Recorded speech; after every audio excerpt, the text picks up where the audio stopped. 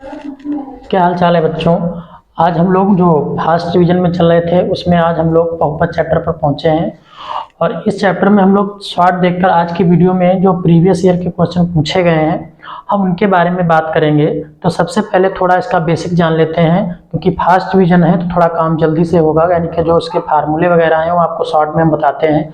तो ये जो फार्मूले यानी कि जो बहुपद होता है हमारा, इसमें जो फार्मूले यूज होंगे आज के लेक्चर में, जो हमारे बहुपद होते हैं, बहुपद का मतलब एक ऐसा बीजीय व्यंजक होता है जिसमें जो चर की घात होती है वो हमेशा एक धनात्मक पूर्णांक होती है। जीरो भी हो सकती है बट लेकिन कहने का मतलब है जो उसकी बहुपद की जो चर की घात होती है वो क्या होती है, एक धनात्मक पूर्णांक होती है। जीरो भी हो सकती है लेकिन माइनस में नहीं हो सकती है और उसके साथ साथ में वो पूर्णांक रहती है।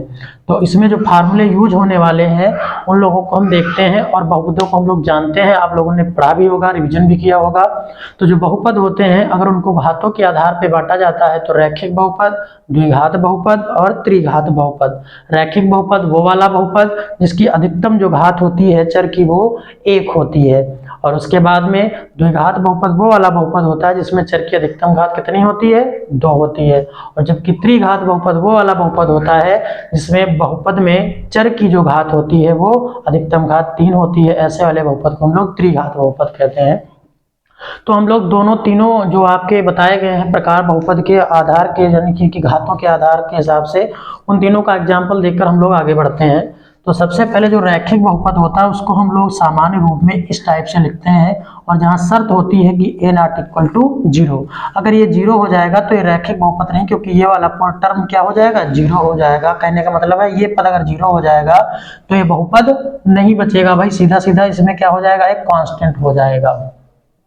उसके बाद में जो द्विघात बहुपद होता है उसका सामान्य पद जो होता है या जनरल फॉर्म होता है वो कुछ इस टाइप में लिखा जाता है।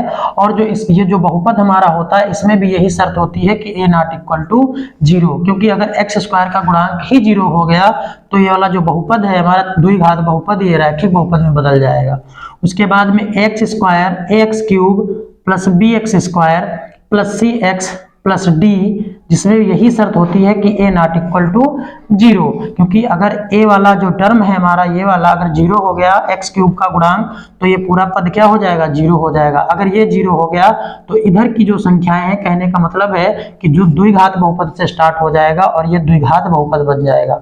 तो जो इनके उदाहरण होते हैं वो कुछ इस टाइप में लिखे होते हैं, इस टाइप में लिखे होते हैं। और उसके बाद में जो ये बहुपद है ये सबसे ज्यादा काम का है और इसी का यूज इस चैप्टर में होगा, और आगे जब हम देखेंगे द्विघात समीकरण उसमें भी इसी का यूज होगा।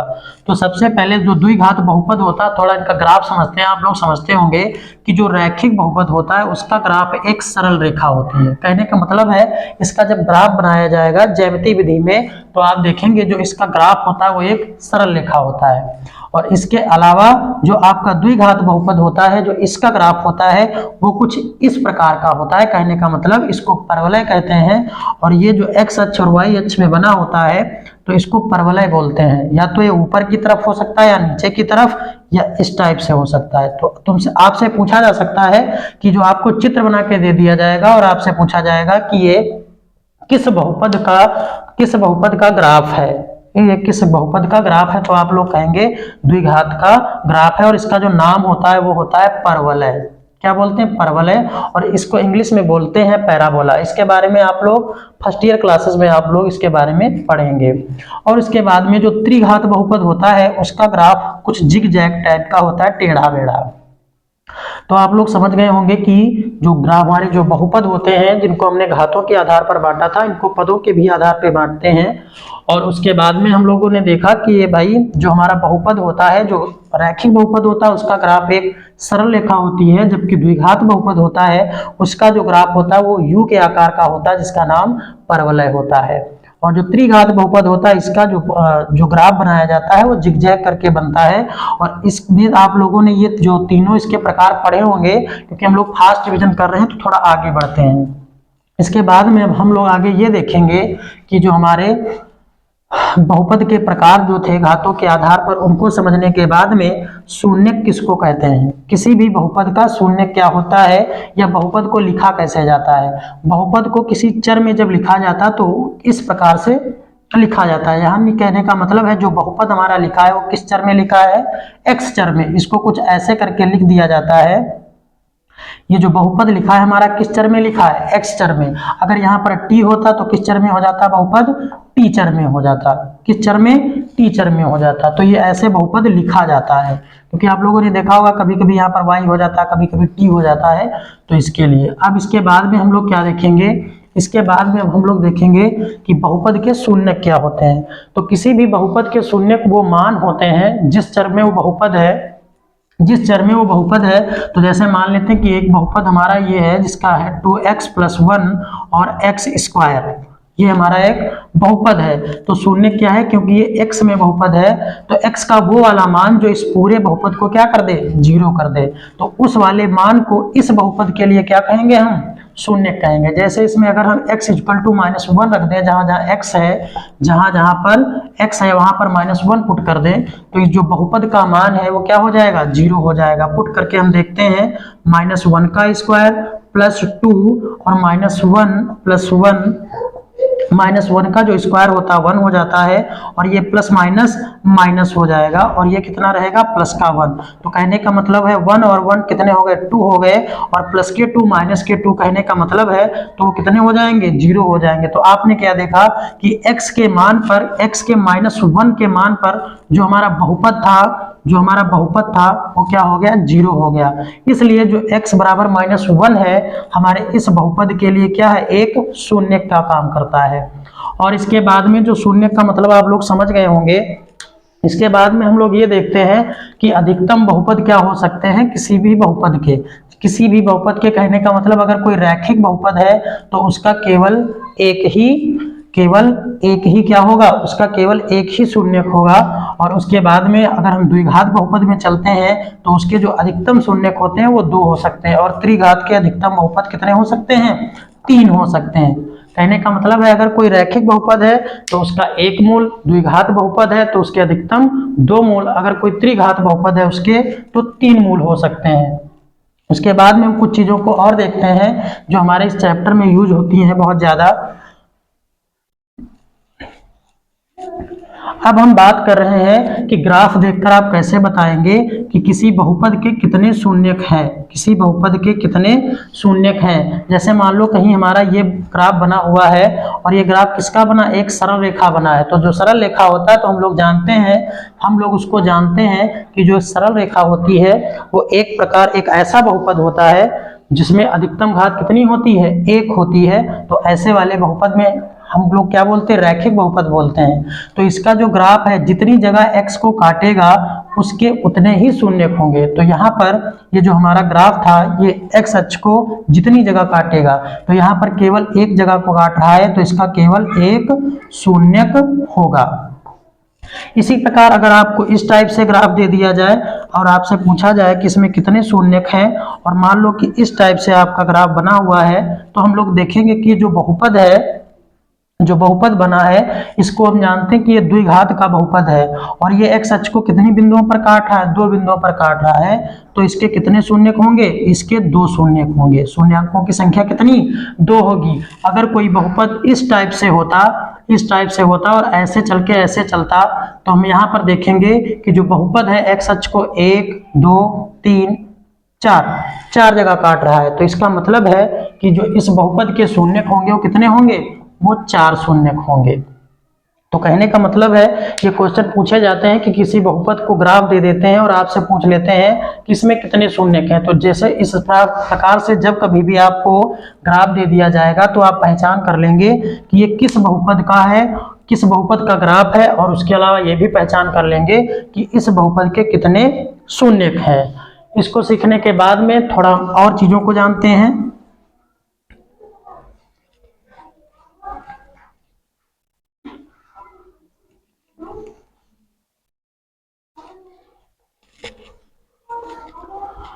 अब हम देखते हैं थोड़ा कि जो हमारा बहुपद होता है उसमें कुछ बातें खास होती हैं। जैसे मान लो कि आपके सिलेबस का जो बहुपद है वो केवल द्विघात बहुपद है, x² plus b x plus c, इस टाइप का जो बहुपद होता है उसको हम लोग द्विघात बहुपद कहते हैं। तो इसके बहुपद के जो शून्यक हो सकते हैं वो कितने हो सकते हैं? ज्यादा से ज्यादा 2 हो सकते हैं। एक को हमने अल्फा मान लिया और एक को हमने बीटा मान लिया। एक को अल्फा माना और एक को बीटा माना, क्योंकि हम जानते हैं कि भाई इसके ज्यादा से ज्यादा कितने मूल हो सकते हैं? 2 मूल हो सकते हैं। एक का नाम अल्फा हुआ और एक का नाम बीटा हुआ। तो इनमें एक संबंध होता है। जब कभी भी आपको इस टाइप से बहुपद दे दिया जाएगा इस प्रकार का, कहने का मतलब जैसे कहीं ये लिखा है x square plus 2x plus 1, तो जो इस टाइप से बहुपद होगा तो उसमें बहुपदों के शून्यांकों में कुछ संबंध होता है, उसको हम लोग देखेंगे। और एक बात ध्यान देने वाली कि जो यहाँ पर एक्स स्क्वायर का गुणांक है वो क्या है? a है, और x का गुणांक b है, और जो ये लास्ट वाला होता है इसको हम लोग अचर पद बोलते हैं। इसको हम लोग अचर पद बोलते हैं। जैसे, और इनके बीच में संबंध क्या होता है? इनके बीच में संबंध होता है कि मूलों का जो योगफल होता है, यानी कि जो जोड़ होता है, मूलों का योग, मूलों का योग अल्फा प्लस बीटा, उसको हम लोग बोलते हैं माइनस बी अपान ए। यानी कहने का मतलब है इस प्रकार में हमको कोई भी बहुपद दिया जाएगा द्विघात वाला, तो उसके जब हमको क्या करना होगा? मूलों का योग निकालना होगा। तो क्या लिखेंगे? माइनस बी अपान ए, या इसी को लिख देते हैं एक्स का गुणांक, माइनस ऐसे लगा देते हैं, और एक्स का गुणांक बटे में एक्स स्क्वायर का गुणांक। या इसी को हम लोग जब कभी भी हमको लिखना हो मूलों का, ये तो योगफल हो गया, और इसके बाद में एक बात और आती है जिसको कहते हैं मूलों का गुणनफल। मूलों का गुणनफल, उसको रिप्रेजेंट किया जाता है अल्फा इंटू बीटा से। इसको अल्फा बोलते हैं और इसको बीटा बोलते हैं। अब बात हो रही थी इसको क्या लिखा जाता है? इसको लिखा जाता है सी अपान ए। इसको लिखा जाता है सी अपान ए। सी क्या है? अचर पद, अचर पद बटे एक्स स्क्वायर का गुणांक, एक्स स्क्वायर का गुणांक, माइनस बी अपान ए हो गया योगफल के लिए, और सी अपान हो गया मूलों के गुणनफल के लिए। अब बात हो रही है कि मूलों के हम लोग योगफल कैसे निकालेंगे। योगफल तो हमें दे दिया है यहाँ पर कि जब कभी भी ऐसे सवाल दे दिया जाए और आपसे कहा जाए कि मूलों का योगफल निकालो, तो जैसे मान लो एक एग्जाम्पल हम लेते हैं कि यहाँ पर एक एग्जाम्पल है हमारा एक्स स्क्वायर और 4x प्लस 3, और आपसे कह दिया जाए कि इस बहुपद के, जो ये बहुपद है हमारा, इस बहुपद के मूलों का योगफल कितना होगा। तो आप लोग क्या कहेंगे? इसकी तुलना करा लेंगे x square plus b x plus c से, और हम मान लेंगे कि एक का मूल अल्फा है, दूसरा मूल बीटा है। तो जो इनके मूलों का जो योगफल होगा वो क्या होगा? Alpha plus beta minus b upon a. तो यहाँ पर बी की जगह पे क्या है? 4 है, और उसके बाद में ए की जगह पे कितना है? ए की जगह पे एक्स स्क्वायर के गुणे में कुछ नहीं है, तो इसका मतलब एक्स स्क्वायर के गुणे में कितना है? 1 है, और आगे लगा लेते हैं हम माइनस। तो कहने का मतलब है जो -4 है वो मूलों का योगफल है। अब बात होती है अगर मूलों का गुणनफल भी निकालना होता, तो हम जानते हैं कि जो मूलों का गुणनफल होता है, मूलों का गुणनफल, मूलों का गुणनफल वो होता है अचर पद बटे एक्स स्क्वायर का गुणांक। तो अचर पद कितना है यहाँ पर? 3 है, और एक्स स्क्वायर का गुणांक कितना है यहाँ पर? 1 है। तो जो मूलों का योगफल आया वो कितना है? -4, और जो मूलों का गुणनफल आया वो कितना आया? 3। अब इसके बाद में हम देखते हैं कि मूलों का जो गुणनफल योगफल, ये तो डायरेक्ट इसकी ट्रिक हो गई निकालने की। अगर तुमको सीधा सीधा मूल दे दिए जाए कि मूल कैसे निकालोगे, कि मूल कैसे निकालोगे, तो मूलों को निकालने के लिए हमको मूलों का गुणनफल जो उसका गुणनखंड करना होता है वो हमको आना चाहिए। और आप लोग अब लास्ट में है तो ये जाहिर सी बात है, बातें आप लोगों को आती होंगी कि मूलों का गुणन, यानी कि जो बहुपद होता है उसका हम लोग गुणनफल कैसे करते हैं, यानी कि गुणनखंड कैसे करते हैं। जैसे मान लो कि हमारा एक बहुपद दिया था x square plus 4x plus 3, और आपसे कह रहे हैं कि इसके मूलों को ज्ञात कीजिए, इसके मूलों को ज्ञात कीजिए। तो सबसे पहले हम इसके मूलों को क्या करेंगे? मूल और एक अंतर, मूल और शून्यक में अंतर क्या होता है? मूल और शून्यक में कोई खास अंतर नहीं होता, बस इतना याद रखना कि जो मूल होते हैं वो हमेशा समीकरण के लिए यूज किए जाते हैं और जो शून्यक होते हैं वो बहुपद के लिए। कभी कभी किताबों में ये चीजें सेम लिखी हैं, तो इसमें कोई कंफ्यूजन वाली बात नहीं है। तो इसमें कह रहा है कि आपसे इसके जो शून्यक हैं उनको निकालिए, तो यहाँ शून्य कह देता है, कभी कभी मूल भी कहा गया है कि इनके मूल निकालिए। तो सबसे पहले हम इसके क्या करेंगे, निकालेंगे गुणनखंड। और गुणनखंड के लिए क्या करते हैं, अचर पद की और एक्स स्क्वायर के गुणांक की क्या करा देते हैं हम लोग, गुणा कराएंगे। कहने का मतलब है ये x square plus 4x plus 3 ये लिखा था। अब क्या करेंगे, अचर पद की और एक्स स्क्वायर के गुणांक की चिन्ह सहित हम क्या कराएंगे, गुणा कराएंगे। अचर पद की और एक्स स्क्वायर के गुणांक की, तो प्लस प्लस प्लस हो गया, 3 एक कम 3 हो गया। तो कहने का मतलब है गुणा करने पर तो 3 आए, लेकिन ये प्लस का साइन बता रहा है कि दो नंबर ऐसे लाओ जिनका गुणा करने पर तो 3 आए, लेकिन अगर हम जोड़े तो कितना आए, 4 आए। तो कहने का मतलब है 3 एक कम 3, 3 और 1 की गुणा होगी तो 3, और 3 में 1 जोड़ा जाएगा तो 4 हो जाएगा। तो अब हम देखते हैं कि ये हो गया एक्स स्क्वायर प्लस, इसको क्या लिखेंगे हम, इसको लिखेंगे 3 + 1, और ये वाला जो x है चाहे यहां पर लिख लो और चाहे यहां पर लिख लो, और ये हो गया प्लस का 3। तो x square plus 3x plus x, इसकी हमने अंदर गुणा करा दी, और प्लस का 3। तो दो दो के जोड़े बना लेंगे, कॉमन ले लेंगे, x कॉमन हुआ और प्लस का हो गया 3। इसमें क्या कुछ कॉमन नहीं, तो प्लस का 1 कॉमन, तो ये x प्लस 3। अब दो दो के जोड़े बना लेंगे, पहले दो दो के जोड़े बनाए थे, अब केवल 2 ही जोड़े मतलब कहने का मतलब एक प्लस के इधर और एक प्लस के उधर। अब इन दोनों में हम कॉमन लेंगे, तो यहाँ पर कॉमन है x प्लस 3 और x प्लस 1। अब क्या निकालना है हमको, शून्यक निकालना है। तो जो शून्यक निकालना है, तो शून्यक के लिए हमें इन दोनों को क्या करना पड़ेगा, 0 के बराबर रखना पड़ेगा। तो कहने का मतलब है x प्लस 3 बराबर 0, तो x बराबर -3। एक मूल ये है, या ये या x प्लस 1 बराबर 0, तो x बराबर -1। शून्यक निकालने के लिए हमको क्या करना पड़ता है, जो गुणनखंड आते हैं उनको 0 के बराबर रखना पड़ता है। और जब 0 के बराबर इनको रखते हैं हम, जब इनको 0 के बराबर हम दोनों को रखते हैं, x प्लस 1 बराबर 0, तो इसका मतलब है या तो ये 0 है या तो ये 0 है, क्योंकि दो संख्याओं का जो गुणनफल है वो 0 आ रहा है। तो इसका मतलब है या तो पहली संख्या 0 है या तो दूसरी संख्या 0 है, या हो सकता है कि दोनों संख्याएं आपस में क्या हो, 0 हो। तो कहने का मतलब है एक बार हम इसको 0 के बराबर और एक बार इसको, तो इस प्रकार से हम लोग क्या निकालते हैं, बहुपद के जो है वो हम शून्यक निकाल लेते हैं। अब इसके बाद में और एक बात कि अगर हमें बहुपदों का योगफल और गुणनफल दिया हो, बहुपदों का योगफल और गुणनफल दिया हो, तो हम कैसे कोई भी द्विघात बहुपद बनाएंगे, कोई भी द्विघात बहुपद बनाएंगे।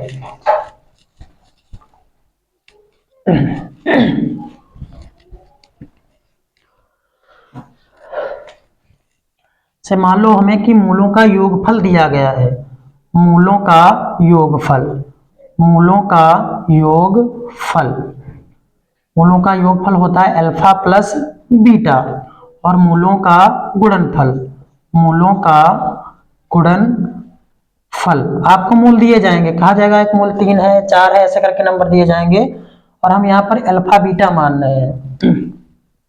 तो जो द्विघात बहुपद बनेगा वो कुछ इस टाइप से बनता है, द्विघात बहुपद एक्स स्क्वायर का गुणांक माइनस मूलों का योगफल और इनटू में x रहेगा, और प्लस का हो जाएगा आपका क्या, मूलों का गुणनफल। और एक खास बात ये होती है कि जहां पर ये जो हमारा बाहर होता है एक नियतांक ना होकर एक चर होता है, नियतांक ना होकर एक चर होता है, और इसका कुछ भी मान हो सकता है। ये जो हमारा k होता है ये एक वास्तविक संख्या होती है 0 को छोड़कर, क्योंकि अगर ये 0 हो जाएगा तो सारा टर्म 0 हो जाएगा। तो कहने का मतलब है जो k होता है एक वास्तविक संख्या होती है, लेकिन ज्यादातर इसका जो मान होता है वो लोग 1 मान लेते हैं, इसलिए इसको डायरेक्ट ऐसे ही लिख दिया जाता है, एक्स स्क्वायर माइनस मूलों का योगफल इंटू में x plus alpha into beta, ये चीज लिख दी जाती है। अब इसके बाद में हम लोग क्या देखेंगे, अब हम प्रीवियस ईयर के कुछ क्वेश्चन सॉल्व करेंगे जो प्रीवियस ईयर में पूछे गए हैं, और इसी जो कॉन्सेप्ट है इसी कॉन्सेप्ट पर ही क्वेश्चन पूछे जाएंगे।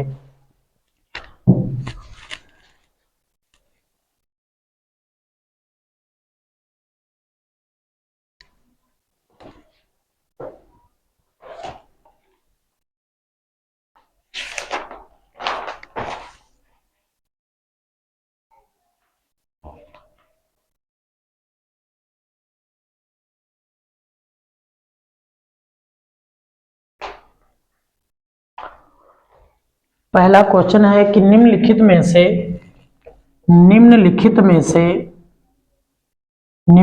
में से कौन द्विघात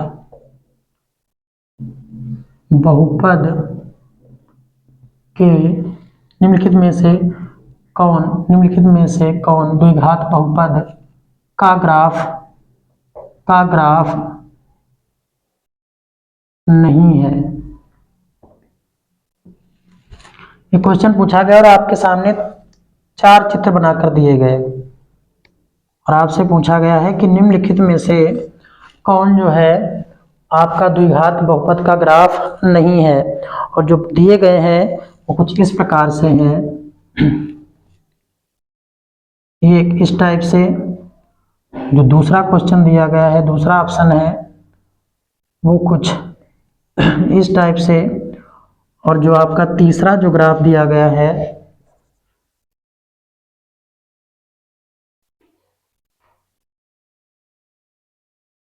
इस टाइप से, और जो इसका चौथा ग्राफ है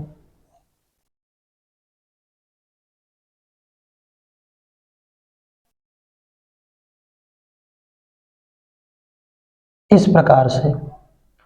और आपसे पूछा जा रहा है कि कौन सा, यहाँ पे आप लोगों को दिख नहीं रहा होगा, और जो चौथा दिया गया आपका ऑप्शन वो कुछ इस टाइप से है।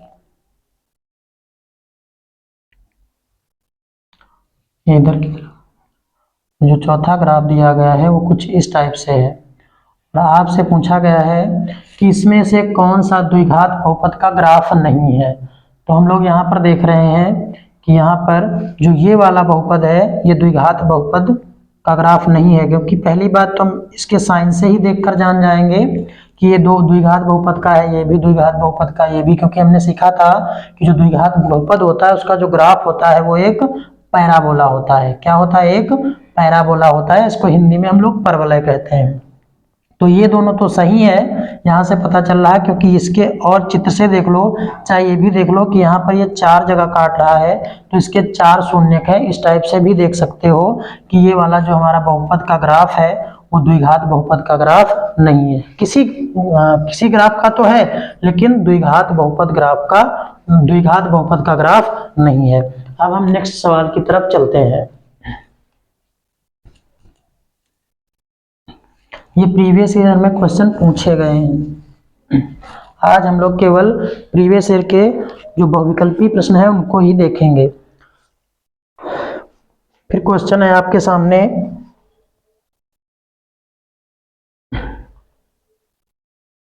चित्र में प्रदर्शित बहुपद के ग्राफ के आधार पर बहुपद के शून्यक होंगे। चित्र में प्रदर्शित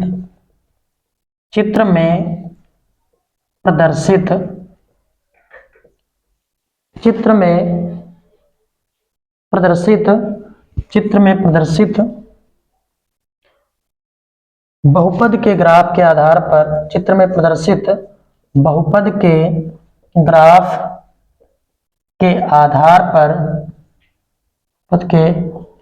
के आधार पर शून्यकों की संख्या और जो आपको ऑप्शन दिए गए हैं संख्या है, जो आपको ऑप्शन दिए गए हैं वो 1, जो बी नंबर ऑप्शन है उसमें 2, और जो सी नंबर ऑप्शन है उसमें 3, और जो डी नंबर ऑप्शन है उसमें दे रखे हैं 4। और जो ग्राफ दे रखे हैं आपको वो कुछ इस टाइप से बना रखे हैं। ये एक्स अक्ष हो जाता है और ये वाई अक्ष। जो ग्राफ है वो कुछ इस टाइप से है। ये ग्राफ दे रखे हैं और आपसे पूछे हैं कि इस बहुपद के कितने शून्यक हैं। तो हमने कहा था कि अगर किसी बहुपद के शून्यक ज्ञात करने हैं तो हम लोग ये देखते हैं कि जो वो ग्राफ है वो एक्स को कितनी जगह पर काट रहा है। तो 1, 2, 3 और 4। तो ये जो ग्राफ है, जो ग्राफ दे रखे हैं वो बहुपद का ग्राफ है, लेकिन ये कितनी जगह काट रहा है? 4 जगह काट रहा है। तो इसके जो शून्यकों की संख्या होगी वो कितनी हो जाएगी? 4 हो जाएगी। नेक्स्ट क्वेश्चन हम लोग देखते हैं।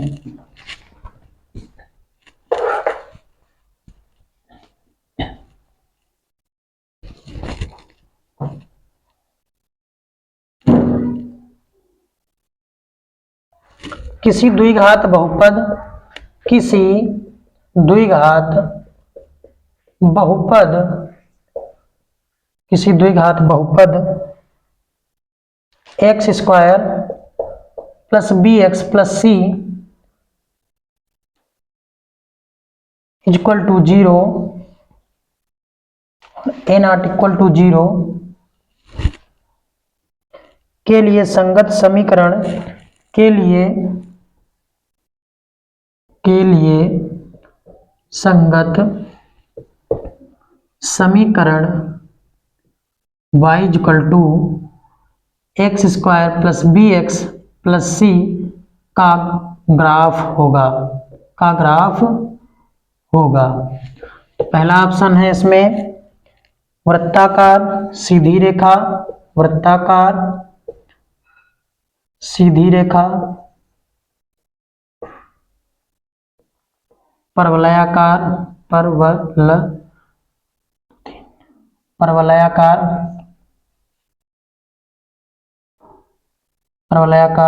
और जो 4 नंबर ऑप्शन है वो आपको दिया गया है कि आयताकार। तो यहां से पता चल रहा है कि जो हमारा बहुपद का, क्योंकि ये केवल सीधा सीधा दे रखे हैं कि इसके संगत y का मान। तो कहने का मतलब है आप लोग जब हायर क्लासों में पढ़ेंगे तो जो आपको अभी यहाँ पढ़ रहे हो कि ये बहुपद है, इसी को फलन भी कहा जाता है कि ये x का फलन है, x का फलन है। तो कहने का मतलब है जो x का फलन है उसको y के रूप में ऐसे लिखा जाता है। तो चलो ये अभी हमको लोगों को नहीं सीखना, बस इतना सीखना है कि जो द्विघात बहुपद होता है उसका जो ग्राफ होता है वो एक परवलयाकार होता है। तो इसके लिए ये आंसर हो जाएगा। इसके बाद में हम बात करते हैं अब आप क्वेश्चन नंबर 4 की। क्वेश्चन नंबर 4 में आपसे पूछा जाता है कि द्विघात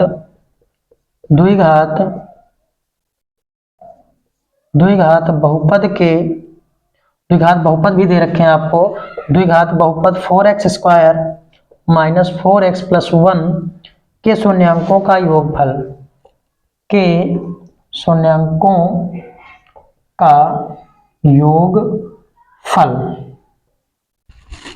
वो आपको दिया गया है। पहला ऑप्शन है 1, दूसरा ऑप्शन है 4, तीसरा ऑप्शन है -4 और जो डी वाला ऑप्शन है वो 1/4 दिया गया है। और आपसे पूछा गया है कि शून्यांकों का योगफल। तो हम लोग जानते हैं कि शून्यांकों का योगफल हम लोग कैसे निकालते हैं। तो जो शून्यांकों का योगफल होता है हम लोग कैसे निकालते हैं, शून्यांकों का योगफल बराबर में क्या होता है, माइनस x का गुणांक माइनस फिर x का गुणांक, और यहाँ पर ये पहले से भी माइनस का है तो 4 हो गया। उसके बाद में क्या क्या होता है, अचर पद x स्क्वायर का, यानी कहने का मतलब -b/a होता है। तो जो b होता है वो x का गुणांक होता है, जो a होता है वो x स्क्वायर का गुणांक। तो x स्क्वायर का गुणांक कितना है, 4 है। तो 4 एकम 4, 4 एकम 4, यानी कि बचा क्या हमारा माइनस का 1 और माइनस माइनस कितना हो जाएगा, प्लस हो जाएगा। इसलिए हमारा पहला वाला आंसर सही हो जाता है। अगले क्वेश्चन की तरफ चलते हैं। और आपसे ये पूछा गया है कि अब थोड़ी जगह ना होने के कारण इसको इरेज कर देते हैं।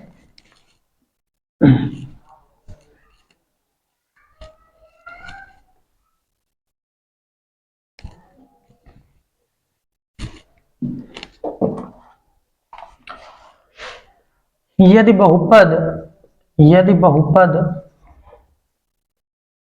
px, देखो यहां से पता चल रहा है कि जो बहुपद दिया गया है वो x में दिया गया है। px equal to x square minus का x माइनस का 3a का 1/3 है, का 1/3 है। तो a का मान बताओ।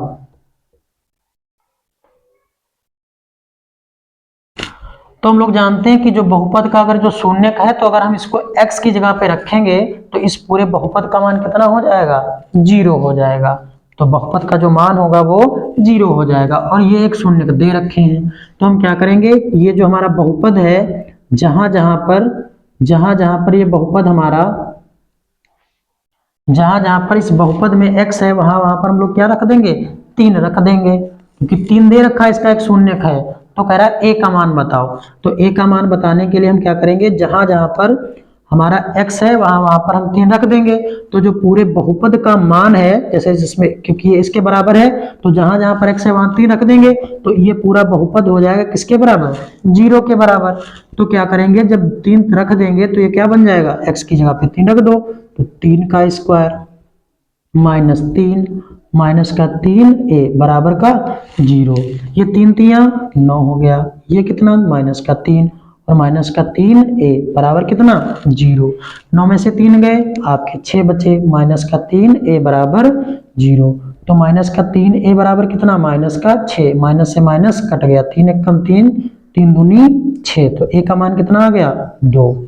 a का मान कितना आया 2 आ गया। अब हम नेक्स्ट क्वेश्चन देखते हैं इसके बाद में।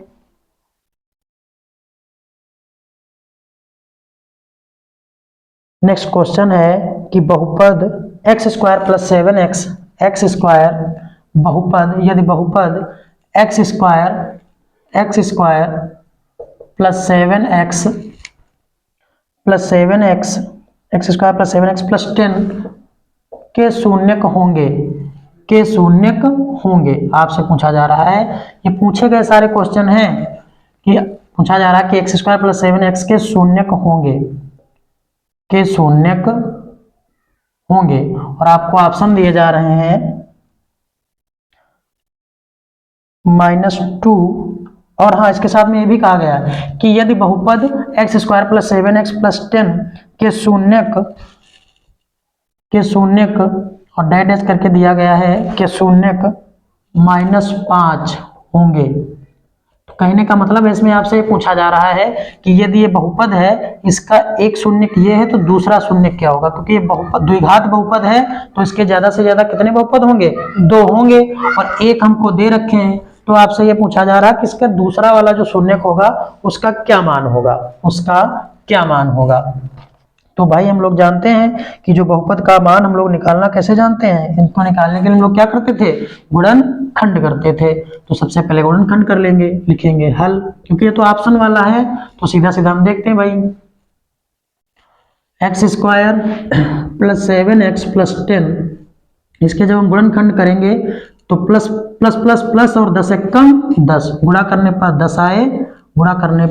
10 आए और जोड़ने पर कितना है 7 आए। तो इसको क्या लिख लेंगे, एक्स स्क्वायर प्लस 5 प्लस 2, और ये एक्स चाहे यहाँ लिख लो चाहे यहाँ लिख लो, प्लस का 10। तो ये क्या हो गया, एक्स स्क्वायर प्लस का 5x प्लस का 2x और प्लस का 10 हो गया। तो कहने का मतलब है दो दो के जोड़े बना लेते हैं हम, x कॉमन ले लिया तो x प्लस 5, इसमें प्लस का 2 कॉमन तो x प्लस 5। तो अब इन जोड़े बनाएंगे तो x प्लस 5 हमारा कॉमन हो जाएगा और x प्लस 2 इस टाइप से निकल आएंगे। हमको निकालना है शून्यक, तो जो हमको शून्यक निकालना है तो हम जानते हैं कि जो गुणनखंड होते हैं उनको क्या करते हैं, 0 के बराबर रखते हैं। शून्यक के लिए x plus 5 and x plus 2 equal to 0।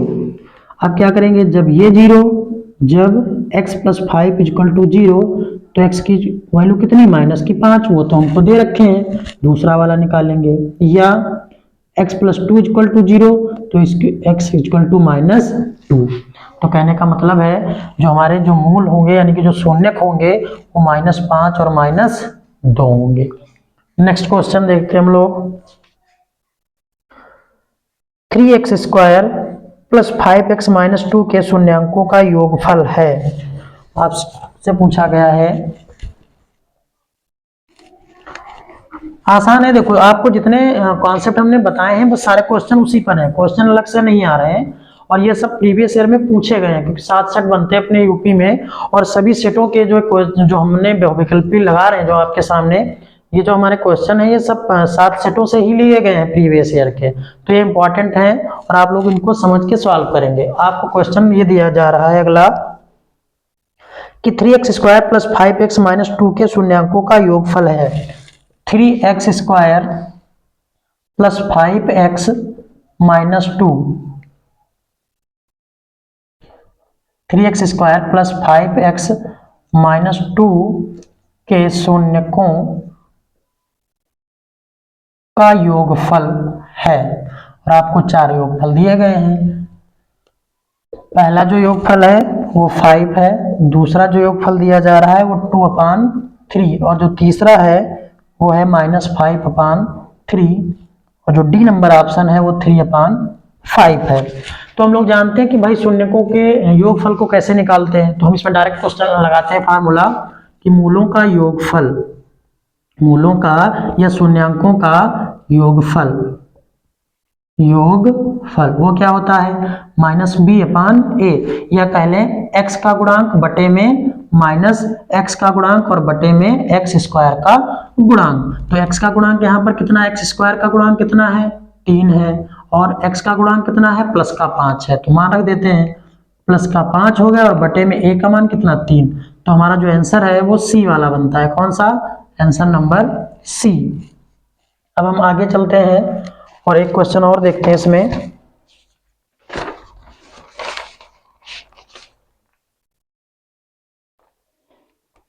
अब ये देखो बहुत अच्छा क्वेश्चन पूछा गया, लेकिन थोड़ा घुमा के है। अगर आपको कॉन्सेप्ट आता होगा तो ये क्वेश्चन आप सॉल्व कर लेंगे। बस थोड़ा क्वेश्चन है घुमा के आपको दे रखे हैं। क्वेश्चन है कि शून्यकों 6 तथा -1 वाले कितने बहुपद होंगे। कहने का मतलब है शून्यकों 6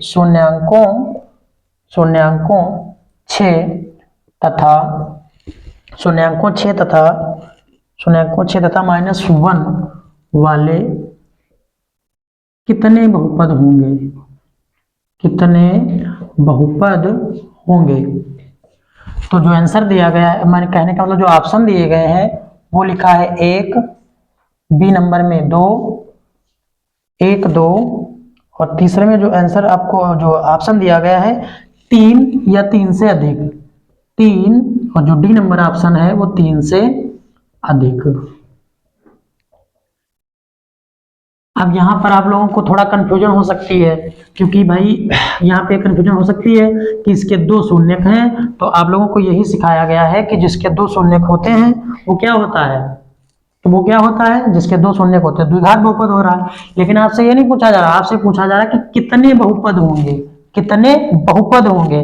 तो कहने का मतलब है कि जब अगर हमको शून्यक दिए जाते हैं और इसमें जो हमको दिया गया है वो कुछ इस टाइप में दिया गया है, शून्यकों 6 तथा -1 वाले कितने बहुपद होंगे। आपसे बहुपदों की संख्या पूछ रहा है, तो हम ये जानते हैं कि ये शून्यक है तो शून्यकों का योगफल कितना होता है, शून्यकों का योगफल वो कितना होता है भाई, शून्यकों का जो योगफल होता है वो होता है क्या, जो 6 + -1, यही तो दे रखे हमको दोनों शून्यक, तो इन्हीं का योगफल निकालेंगे। तो ये कितना हो गया 5 हो गया।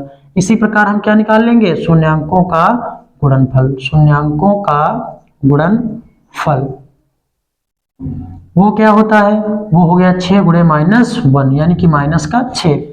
अच्छा बहुपद हम कैसे लिखते हैं, कोई जब हमको बहुपदों का योगफल और गुणनफल दिया होता है तो हम लोग कैसे बहुपद बना लेते हैं।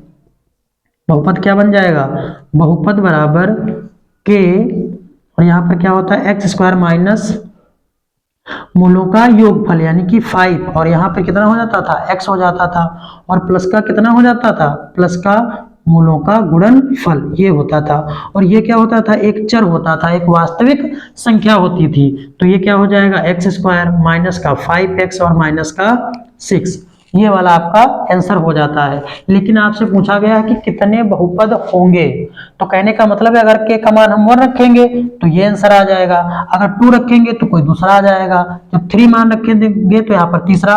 तो इस प्रकार जो बहुपद हम देख रहे हैं वो कितने बन रहे हैं, अनंत बहुपद बन रहे हैं। तो यहाँ पर आंसर कौन सा हो जाएगा, डी वाला कि 3 से अधिक। तो आप लोग ये समझ गए होंगे। और इसके बाद में हम एक और लास्ट क्वेश्चन देखते हैं इसके बाद में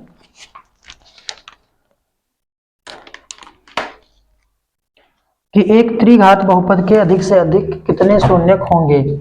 एक त्रिघात बहुपद के अधिक से अधिक कितने शून्यक होंगे। एक आपको त्रिघात बहुपद के कितने अधिक से अधिक शून्यक होंगे।